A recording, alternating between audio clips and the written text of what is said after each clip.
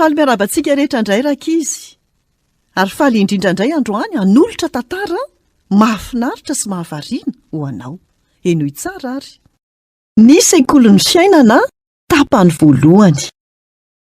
Tonga soa eto amin'ny sekolin'ny mpitondra ny fiaran'ny fiainana. Mahafinaritra fa miaraka aminay ianao.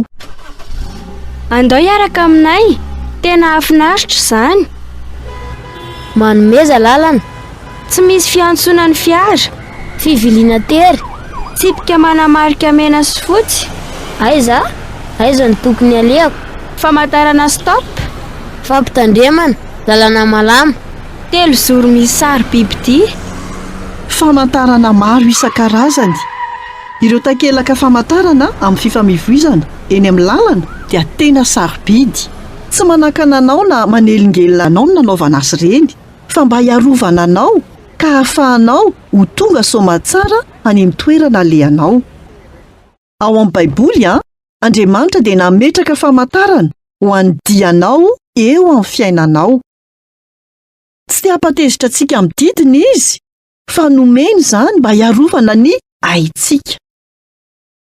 Izay mitandrina ny didiny dia ho tonga soamantsara any amin'izay alehany.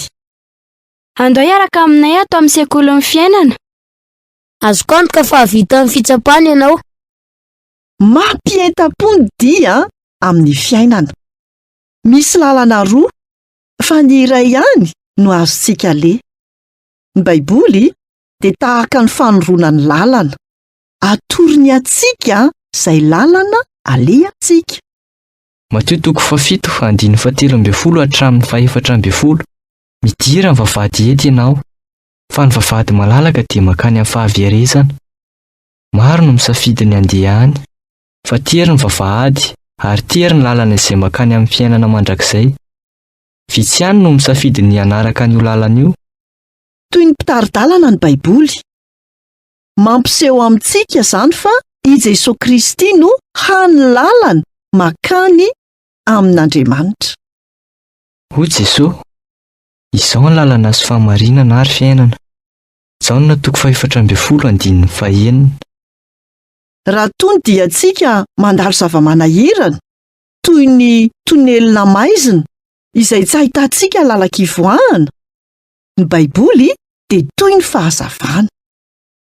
Jesosy Tompo no mpiara-panamory tsara indrindra amin'ny dia eo amin'ny fiainana. Te hiaraka aminao izy amin'ny fotoana rehetra amin'ny fiainanao, na any amin'ny farany hady ianao na misy fahasimbana. Tsy andao anao izy. Nampanantena ny Tompo hoe, atsoy aho amin'ny andro fahoriana dia hamonjy anao aho, ka hanome vonina hitrahy ianao. Ohabolana 15:5-20. ny vavaka no safidy tsara indrindra amin'ny fotoana rehetra. Malalaka tanteraka ianao hanandran'izany na oviana na oviana. Mirary-dia tsara amin'ny fiainanao izahay. Amin'ny tantara manaraka dia mitohy ny dia. Izay indray no anjara hafatra ho antsika tamin'ity anio ity.